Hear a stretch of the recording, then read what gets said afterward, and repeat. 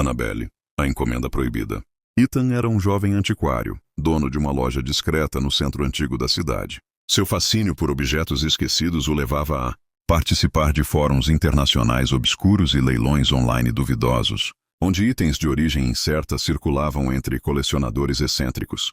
Foi numa dessas madrugadas insones que encontrou o anúncio.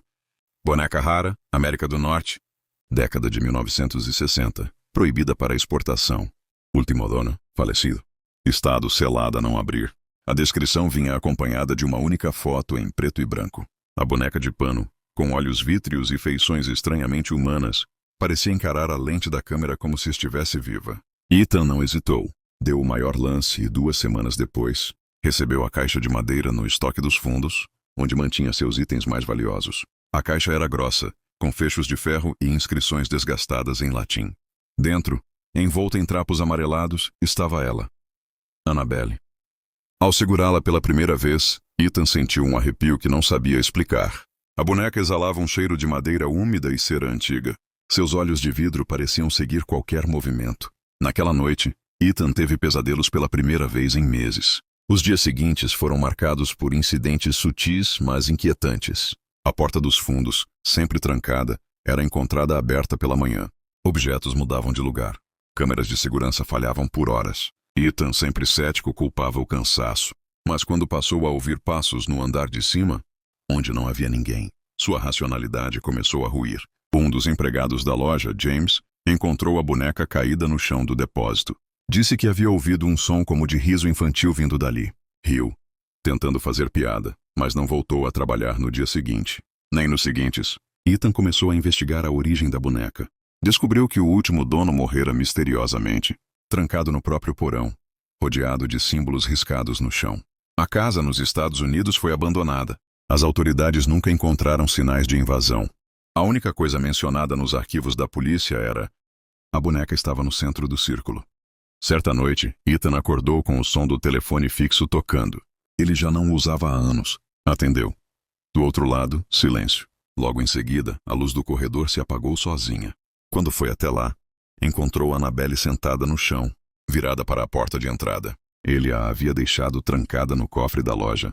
Apavorado, decidiu se livrar da boneca. Colocou-a numa caixa lacrada, envolveu com correntes e jogou no rio próximo. Voltou para casa sentindo-se aliviado. Por 2 noites dormiu tranquilo. Na terceira, ao abrir a porta do quarto ao acordar, tropeçou em algo macio. Era a caixa. A corrente ainda estava intacta, e a boneca estava lá dentro. A partir dali, Ethan deixou de comer. Passou a manter todas as luzes acesas. Riscava símbolos que viu nos arquivos do antigo dono nas paredes e no chão. Tinha certeza de que a boneca não estava sozinha. Uma noite ouviu sussurros vindo do armário.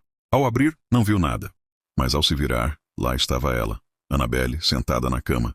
Ethan correu, mas a casa parecia ter mudado. Os cômodos já não estavam onde deveriam estar. Era como se o espaço físico estivesse sendo moldado por algo invisível, que ria ao fundo. Os espelhos mostravam reflexos com 1 segundo de atraso. As sombras se moviam sozinhas. Foi aí que entendeu. Annabelle era um condutor. Um canal. Não era a boneca que assombrava. Era o que ela trazia junto. Dias depois, os vizinhos notaram o silêncio estranho na casa. Chamaram a polícia. Ethan foi encontrado em posição fetal, com os olhos virados, completamente catatônico, murmurando palavras em uma língua desconhecida. Ao seu lado, Annabelle sentada, como se observasse uma obra concluída. A boneca foi recolhida e armazenada em um cofre lacrado por especialistas em ocultismo, mas, semanas depois, desapareceu misteriosamente do local. Sem sinais de arrombamento, sem pegadas, sem registros. Dizem que uma nova postagem apareceu em um fórum sombrio da internet. Uma única foto em preto e branco. Uma boneca de pano com olhos vítreos. Anunciada como boneca rara. Último dono, desaparecido. Estado, selada a não abrir. Annabelle, ecos do orfanato. O orfanato St. Gertrude estava esquecido havia décadas. Erguido no alto de uma colina, escondido por árvores retorcidas, o prédio ruía lentamente. As janelas quebradas e cobertas por poeira, mais pareciam olhos mortos observando quem ousasse se aproximar. Um véu de silêncio pesava sobre os corredores frios. Muitos diziam que ele nunca deveria ter sido reaberto. Mas em nome do progresso, a construtora insistiu. Iria se transformar em um condomínio moderno, com alma histórica. Martha, Uma arquiteta experiente e cética liderava a reforma. Era prática, lógica e dedicada. Não dava ouvidos a histórias locais, a boatos sobre gritos infantis ou vultos nos espelhos. Madeira velha estala. Dizia com indiferença. Foi em uma manhã de terça-feira que os operários encontraram a porta. Atrás de um falso painel de madeira no sótão, uma maçaneta antiga, enferrujada, apontava para um aposento desconhecido que não constava em nenhuma planta do edifício. A fechadura estava trancada por dentro. Ninguém sabia como era possível. Forçaram a entrada. Dentro, apenas silêncio e frio. As paredes eram pintadas de azul claro, com desenhos infantis desbotados. No centro do quarto, uma única cadeira de balanço e, sobre ela, uma boneca de porcelana imaculada. Annabelle. Seus olhos de vidro pareciam seguir os visitantes. Ela não estava empoeirada. Estava limpa, nova, intocada.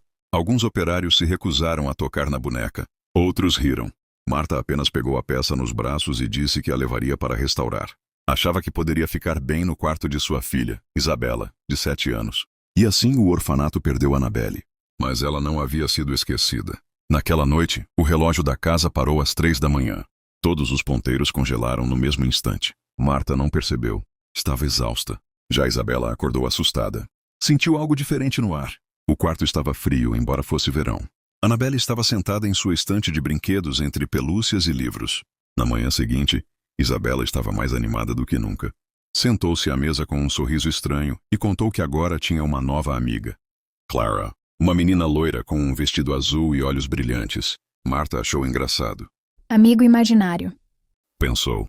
Mas nas noites seguintes, Clara começou a aparecer nos desenhos da menina. Ao fundo dos quadros, uma figura sempre de mãos dadas com Isabela. Os olhos negros demais, o sorriso largo demais. E em todos eles, sempre uma boneca por perto. Annabelle. O comportamento de Isabela mudou. Parou de comer, falava sozinha, andava pela casa durante a madrugada. Certa noite, Marta acordou com o som de risos infantis vindo do corredor. Abriu a porta do quarto e viu a boneca parada em pé diante da escada, como se esperasse por alguém. Quando acendeu a luz, ela já estava de volta à estante. Na semana seguinte, o quarto da menina amanheceu com marcas de mãos nas paredes, pequenas como de uma criança, pintadas com o que parecia tinta vermelha, mas tinha cheiro metálico. Isabela dormia profundamente, com um sorriso congelado no rosto. Marta tentou jogar a boneca fora. Trancou-a dentro de uma caixa, jogou no lixo da rua. Na manhã seguinte, Annabelle estava sentada no sofá da sala, intocada, com um olhar mais penetrante que nunca. Naquela noite, os sonhos vieram. Marta se via andando pelos corredores do antigo orfanato, agora em perfeito estado, como se o tempo tivesse voltado. Crianças sem rosto corriam pelos salões, e todas elas carregavam bonecas idênticas a Annabelle. Vozes sussurravam em uníssono, num idioma que ela não compreendia. Acordava suada, com a impressão de que algo havia entrado em seu quarto. Os espelhos começaram a refletir cenas que não estavam ali. O reflexo da filha mostrava outra criança. Os olhos de Isabela, antes castanhos, agora tinham um brilho azulado, semelhante aos de Clara, a tal amiga invisível. Certa tarde, Marta encontrou um diário antigo dentro da mochila da filha. Em letras infantis, páginas e mais páginas relatavam jogos e conversas com Clara. Mas havia também desenhos perturbadores. Crianças presas em jaulas, bonecas com sangue nas mãos e um altar improvisado com Annabelle ao centro. Decidiu voltar ao orfanato. Queria entender o que havia acontecido naquele lugar. Sozinha, subiu até o antigo quarto escondido. Mas ele já não existia. Apenas uma parede lisa, sem sinais de que algo tivesse sido aberto. Desesperada, vasculhou arquivos antigos. Encontrou nos registros da década de 1950 uma série de mortes inexplicáveis. 6 meninas morreram dentro do orfanato em circunstâncias misteriosas. Uma delas se chamava Clara. Todas as vítimas tinham uma boneca igual a Annabelle. Ao voltar para casa, encontrou a porta escancarada. Dentro, o caos, objetos revirados, luzes piscando, sombras se movendo pelos cantos da sala. No quarto de Isabela, apenas a boneca sobre a cama e marcas de unhas nas paredes, como se alguém tivesse tentado fugir. A filha sumira. Nos dias seguintes, Marta enlouqueceu. Andava pelas ruas com os desenhos da filha nas mãos, gritando por Clara.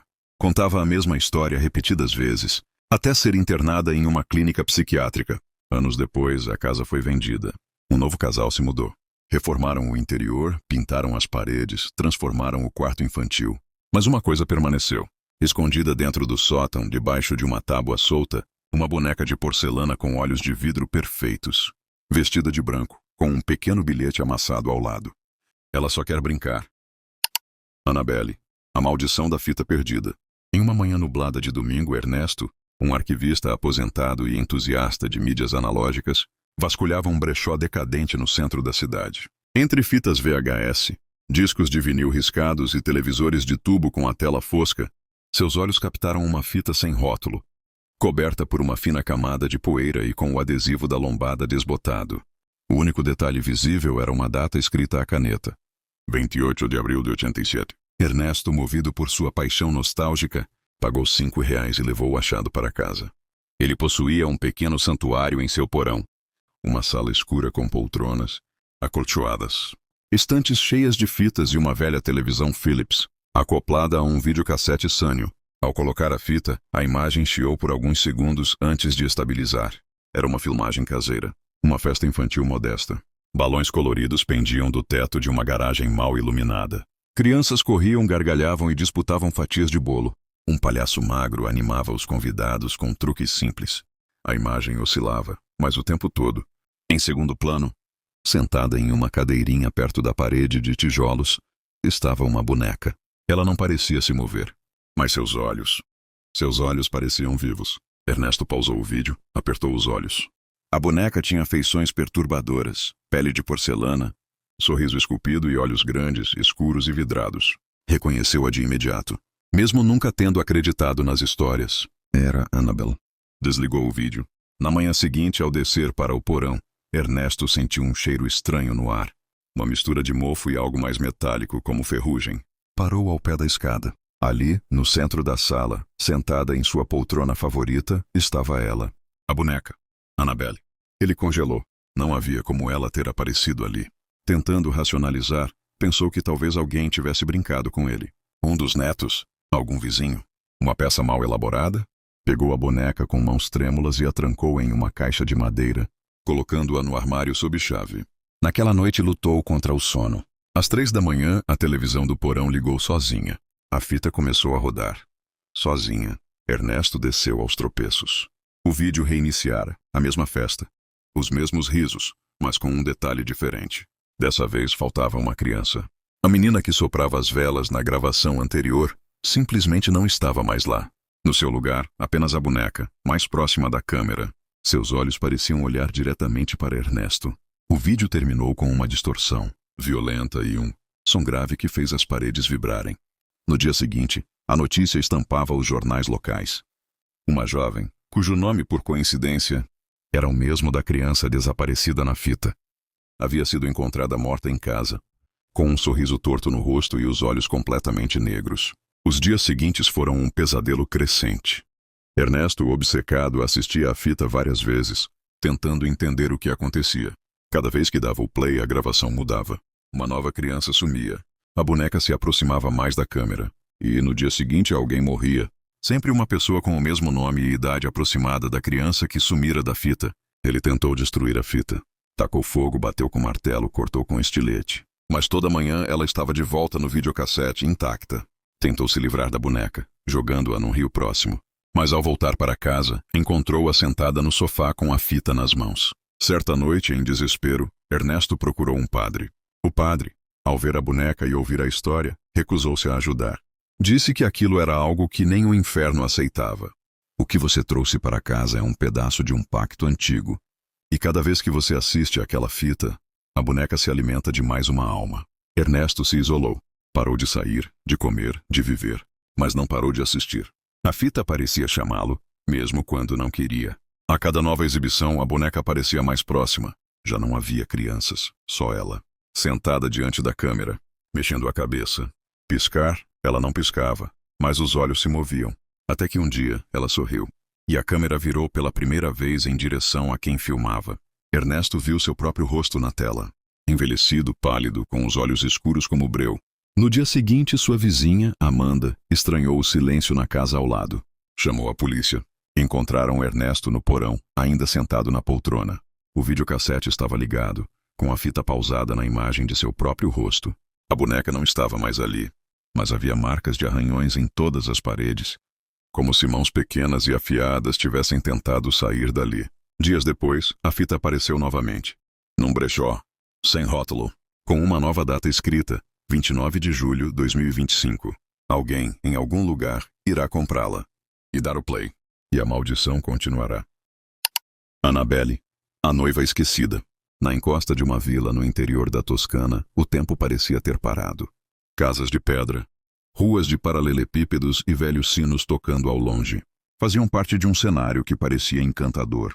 Para os moradores havia algo que jamais era mencionado em voz alta: as noivas de pano. Há séculos a vila mantinha uma tradição antiga. Em cada cerimônia religiosa, uma boneca vestida de noiva era colocada no altar da velha igreja de Santa Lucia. Diziam que essas bonecas afastavam os maus espíritos que rondavam casamentos infelizes, abortos e juras quebradas. Mas com o tempo, a fé na lenda se apagou e as bonecas foram esquecidas. A última delas, Annabelle, foi trancada no sótão da igreja após o casamento de uma jovem que enlouqueceu na noite de núpcias e desapareceu. Anos depois, em pleno verão, Clara Jensen, uma turista americana apaixonada por arquitetura barroca, chegou à vila com sua câmera e um olhar curioso. Foi acolhida com hospitalidade, mas os olhares dos mais velhos sempre pareciam carregados de uma advertência silenciosa. Num domingo, enquanto explorava os arredores da igreja abandonada, Clara encontrou uma escadaria estreita escondida atrás do púlpito. Curiosa, subiu até o sótão, onde o tempo parecia estagnado. Lá, entre poeira e teias, encontrou uma boneca sentada em uma cadeira de palha. O vestido de noiva em miniatura ainda era branco, apesar das manchas amareladas. O véu cobria parcialmente o rosto de porcelana, mas um detalhe chamou a atenção de Clara. Os olhos vítreos pareciam vivos.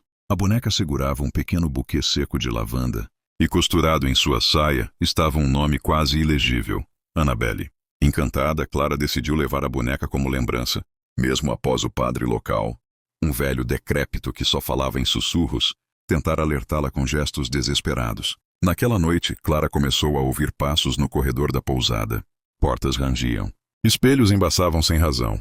E embora tivesse deixado a boneca em sua mala, a encontrava sentada aos pés da cama, de véu arrumado e flores novas na mão. Os sonhos começaram na segunda noite. Um altar escuro, Clara vestida de noiva, um noivo sem rosto ao seu lado. O ar era tomado por uma voz infantil que dizia como um canto: Você disse sim, agora é para sempre. Na terceira noite, Clara acordou com o som de sinos ecoando pela vila. Mas eram 3 da manhã. Quando desceu até a recepção da pousada, encontrou a porta aberta, e no chão pétalas murchas desenhavam um caminho que levava até a igreja. Contra todo bom senso, Clara seguiu. As portas da igreja estavam abertas. Candelabros estavam acesos e uma marcha nupcial soturna ecoava do fundo do salão. Sobre o altar um véu branco flutuava, mesmo sem vento. E no meio da nave, Annabelle estava de pé, em tamanho real, vestida como uma noiva de verdade. A boneca sorriu. Seus olhos já não eram de vidro. Clara tentou correr, mas as portas se fecharam. O chão da igreja começou a sangrar. Das paredes surgiram figuras vestidas como damas de honra, bonecas quebradas, com sorrisos costurados e olhos arrancados. Elas seguravam facas de prata e rosários enforcados. A boneca noiva falou com uma voz sibilante e ao mesmo tempo infantil. Esperei tanto tempo. Agora, me dê seu coração. Clara lutou para sair, mas algo tomou conta de seu corpo. Sentiu suas mãos se moverem contra a própria vontade, vestindo um véu rasgado, calçando sapatos de cetim antigos. Quando olhou no espelho do altar, viu seus olhos substituídos por vidro. Na manhã seguinte, os sinos da igreja tocaram sozinhos. Um grupo de turistas encontrou a igreja aberta e uma cena perturbadora. No altar, 2 bonecas de porcelana estavam posicionadas como recém-casados, ambas de mãos dadas, ambas com os olhos arregalados. Uma delas tinha o rosto idêntico ao de Clara. Ninguém mais viu Clara Jensen. As autoridades deram o caso como desaparecimento. A pousada foi fechada, mas moradores da vila, principalmente os mais velhos, passaram a sussurrar que a tradição deveria ser retomada. Desde então, a cada primavera, uma nova boneca de noiva é deixada no altar da igreja, com flores frescas e um rosário. Mas é tarde demais. Annabelle já encontrou sua noiva. E agora, ela está preparando o casamento do próximo. Annabelle. O quarto. 313. O Hotel Gran Bellaria, no interior da Toscana, foi reaberto após 40 anos de portas fechadas. Reformado para manter a aura de sua era dourada, O local prometia uma experiência vintage autêntica, onde cada quarto era decorado como nos anos 1940. Mas havia um detalhe curioso. O quarto 313 não podia ser reservado. Em sites de viagem, ele aparecia como em manutenção. No balcão, os atendentes desconversavam. O gerente, um homem magro de rosto ossudo chamado Lorenzo, deixava escapar apenas uma frase seca. Não oferecemos o 313. Mas Clara e Rafael, um casal brasileiro em lua de mel, viram naquilo um mistério irresistível. Amantes do sobrenatural e criadores de um canal de terror na internet, acreditavam ter encontrado a chance de um conteúdo exclusivo. Após muita insistência e uma quantia extra em euros, Lorenzo cedeu. Uma noite, só uma. Depois trocarei vocês de quarto. O quarto 1313 parecia comum à primeira vista. Papel de parede antigo, cama de dossel, carpete desgastado. Havia um espelho alto, embutido no guarda-roupas, levemente embaçado por trás do vidro. Clara passou a mão na superfície, tentando limpar, mas notou algo estranho. Atrás do espelho, havia algo lá. Uma boneca. Vestido branco envelhecido, cabelos escuros cacheados, olhos vítreos. Estava trancada por dentro, como se o espelho fosse uma vitrine selada. Ao lado dela, rabiscado na poeira do vidro. Não acorde, Annabelle. Achando tratar-se de uma encenação temática, Clara filmou tudo rindo nervosamente. Rafael, mais cético, comentou que era provavelmente uma lenda inventada pelo hotel. Ainda assim, não conseguiram dormir bem naquela noite. Às 3 da manhã, Clara acordou com um som de vidro rangendo. O espelho estava aberto. A boneca não estava mais lá. Ela tentou acordar Rafael, mas ele não respondia. Dormia profundamente, quase como morto. Olhou em volta, suando frio. A boneca estava agora no chão, de frente para a cama. Os olhos a encaravam. Clara a recolocou no espelho e forçou a porta de vidro a fechar. Por fim, voltou a dormir, mas o medo estava plantado. No dia seguinte, Rafael não se lembrava de nada. Nem da boneca, nem do espelho. Que boneca, Clara? Esse armário nem abre. Disse, puxando a porta de vidro que agora estava trancada de novo. Ela pensou estar ficando louca. Na noite seguinte, Rafael foi o primeiro a acordar, de pé, diante do espelho, com a boneca nos braços. Acordado, mas sem consciência, Clara gritou e ele caiu no chão, como se tivesse despertado de um transe. Na terceira noite, os dois sonharam com o mesmo quarto, mas deformado. Um corredor de espelhos, bonecas penduradas, risos infantis ecoando. E uma menina com rosto de porcelana dizendo: Troque comigo, só uma vez. Desesperados, tentaram sair do quarto. A porta não abria. As janelas davam para um abismo negro. Os corredores estavam mudados, se torcendo como um labirinto. No espelho, a boneca não estava mais sozinha. Refletia os dois, mas com olhos opacos, sem pupilas, imóveis. Como se fossem bonecos. Ao quarto dia, Clara deixou de ver seu próprio reflexo. No espelho, apenas Rafael e Annabelle. Ela começou a esquecer seu nome, suas memórias. Seus movimentos ficaram mecânicos. Quando chorava, sentia lágrimas frias escorrerem como cera. Rafael, agora mais alerta, notava as mudanças em Clara. Ela mal falava. Ficava horas encarando o espelho, às vezes sussurrando. Ela só quer um corpo. Só um. No sexto dia, Rafael decidiu quebrar o espelho. Pegou uma cadeira e atirou com força. Mas ao tocar o vidro, a cadeira atravessou como se fosse água. E Rafael foi sugado junto. Clara acordou sozinha. A boneca estava no lugar dele. O gerente Lorenzo bateu a porta pela manhã. Trazia 2 funcionários. Quando abriram, o quarto estava limpo, vazio. O espelho lacrado. Nenhum sinal do casal. Lorenzo suspirou, olhando para dentro. De novo. Atrás do espelho agora estavam 2 bonecos. Um casal, com roupas modernas e olhos vazios. E sentada entre eles, Annabelle sorria. Com mais um corpo, o quarto estava completo. Por enquanto.